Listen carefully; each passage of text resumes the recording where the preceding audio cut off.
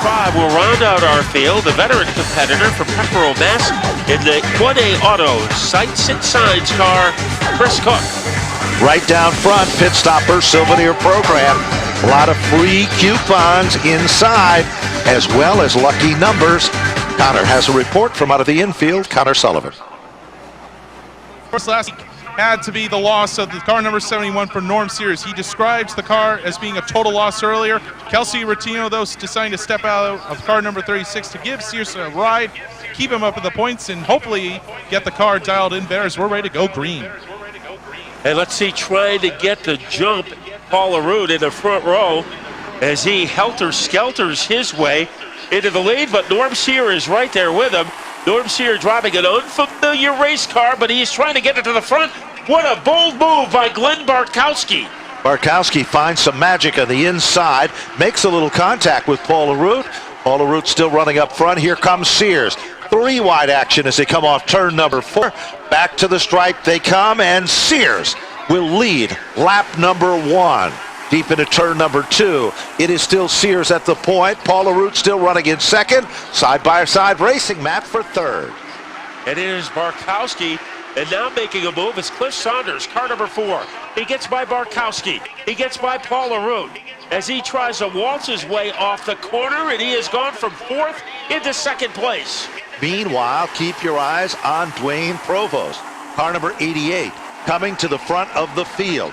Provost makes his presence known. He's up to the 4th spot. Black car with a mission. Now challenging for 3rd. Look at Jesse Hines, all looking racy, Matt. That win gave him a lot of confidence a couple of weeks back. He is holding his own against Bartkowski. Now coming out of line is Justin Bren. As a Tasmanian Devil move there, it does not work. Bartkowski is able to hold on to his track position. He certainly does. Meanwhile, down the back straightaway, it is the Bren machine and Austin Bissett that have a little dogfight battle going on. Bissett now gets tapped by Saunders, and right there with him is David Arute and Andrew Hayes, the point contenders. Boy, a little steel cage racing deeper in the field, but Bissett is able to survive. And now David Arute is usually pretty cautious in the early stages of the race. He was able to make a move against the point leader, Andrew Hayes, car number 9. At the front of the field, the man with the borrowed race car is dominating Storm and Norman Sears. Interestingly enough, we haven't seen that car run among the top 5 cars all season long, but Sears has found some magic. Paul LaRue finds the same type of magic to move back into 2nd. Then they're side by side with the Saunders number 4 to the inside, and hugging the outside lane is Provost, but he's starting to back up just a bit. As Hines is frozen together with Provost like twin pops as they blast their way off the 2nd corner. Good run so far for Cliff Saunders, and now Provost providing some turbulence. He wants to shoot down low as he tries to MC his way underneath Cliff Saunders. Provost now makes his magic on the bottom, up to the podium. Who's the tail that wags the dog? It is Jesse Hines with the 24. Now here comes Bren. Bren making his presence. Austin Bissett trying to stay with him. And remember, when we get close to lap 10, watch for the 28 and the 9.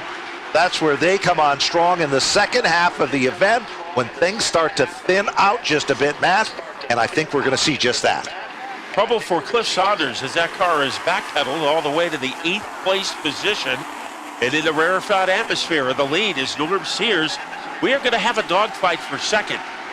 For route air, here comes Provost as he tries to wiggle his way underneath that 82 car. So Provost, he's not the kind of driver who will give up. He certainly is not, and he sees a little daylight, but all of a sudden, Paul LaRue settles back in to line, and he will still hold on for 2nd. Out in front, Norm Sears, halfway down and halfway to go. Just as I say it, David Arute and Andrew Hayes now make their presence known.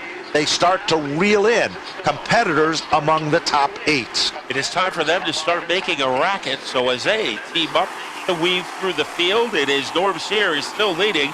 And now Paul LaRue, remember, he led a lot of last week's race in a great battle with his brother David. Right now he is doing a great job holding off the very determined Dwayne Provost. They torpedo their way off the corner. and Paul LaRue still has his fingerprints all over second place. While that's happening, all of a sudden, Bren, presence known, down underneath Jesse Hines in a bid for the 4th spot. It doesn't happen now. And then the movers and shakers are coming. David Arute, the 28, and the 9 of Andrew Hayes are the point leader. Back up front, challenge for second. They are sideways, they touch, they bang, and back to the stripe they come. And Provost is now back into second. As he has the giddy up, moving into the number 2 position. Paul LaRue able to shut the door on Jet Hines in car number 24. Justin Bren has been pretty rowdy. He is now in 4th, ahead of Hines. And a guy to keep an eye on, that is Albert Saunders in car number 04. But he can't keep up with Austin Bassett. Austin Bassett now setting in the 6th spot. Bassett applying the pressure. All of a sudden, Hayes is moving forward. Car number 9. Austin Bassett gives a tap to the back bumper of Bren. Battle for 4th there. 5 cars like a swarm of bees as they've just rattled the nest. From 4th to 8th, they can fit inside a Pez dispenser. Right now, it is Justin Bren who has the edge over Bassett. Hines is part of the battle. Hayes is part of the battle. Saunders is part of the battle. So is David Arute. But as they swirl off the corner, Norm Sears, and now making a move is Dwayne Provost. This is not a done deal with 5 laps to go. Maybe the brightest bullet in the holster belongs to the 88 of Dwayne Provost. Provost has been patient so far. The clock is ticking. 5 circuits and counting. Off turn number 4, back to the line they come. Sears is still the leader. Paul LaRue doing a great job of holding on in that 3rd spot, and the heat and intensity is there. Here comes Provost to bid for the lead down underneath Sears. Gone, Matt. Provost becomes the leader. He waited for his opportunity, and he was able to crank it up down low. Now making a power move. That's Justin Bren against Paul LaRue, and it is Bren. He is able to stampede his way into 3rd, and he's taken Austin Bassett with him. He sure has, and that is where the magic is as they continue to fight in side-by-side racing. Bassett now wants to move to the podium. Popsicle sticks are up. If anyone's been saving anything, it's got to show now. Bassett on the inside of Bren. Here comes Hayes. He's running for the point championship. He's been smart so far. And he is able to get underneath Bren to infiltrate the top 4. Austin Bassett, he has a magic wand in his lap. Little 3-wide action deeper in the field. David Arute survives it. Now he's going after Albert Saunders. White flag will be out. Here comes a man with a borrowed race car trying to catch our leader, Dwayne Provost, and it's not happening. Dwayne Provost is pulling away. That's right, final circuit as they head down the back straightaway. Dwayne Provost in a zone of his own. Sears with a borrowed race car still in second. Austin Bassett on the podium, and the point leader closing up the gap ever so slightly. Checkered flag is out, and Provost will take down the victory. Norm Sears' borrow ride pays off. Austin Bassett for 3rd, Andrew Hayes for 4th, and Justin Bren to round out the top 5. Paul LaRue hangs on for 6. David Arute. We gonna celebrate and have a good time. It's time to come together. It's up to you. What's your pleasure? Now we send it down to Napa Victory Lane. It looks like Connor Sullivan. Another dominating performance in the second half of this race for Dwayne Provost as he climbs out of car number 88, celebrating your victory on the season here in the limited late models. Dwayne, you were patient getting up to the front, but when you saw an opportunity, it looked like you went for it. Yeah, I tried to be as good-natured as I could getting up there. It's really tough getting up there, and we didn't have any restarts, so it was just one shot, and was able to do it and get my 3rd victory this year. It's been a great year. I hope it continues. We got a bunch of weeks left, and I can't wait to finish out the season. Who would you like to thank for getting you to Napa Victory Lane? I want to thank Jolly Joe K from JollyJoeK.com, Koziol, for coming on board. He hooked me up weeks ago, and he's been stopping by every week, a little bit of money, and been helping out great. I want to thank Gus Coelho, my primary sponsor, for helping me out in the pits, and also helping me out with tires. And I want to thank my Aunt Joyce and Uncle Tom for helping me out. Also, they sent me a little money our way.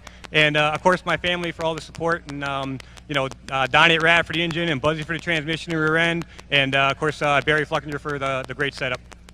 Okay, that's the word from our winner tonight in the limited late models, Dwayne Provost. But the man who stole the show tonight in a borrowed race car, essentially, Norm Sears.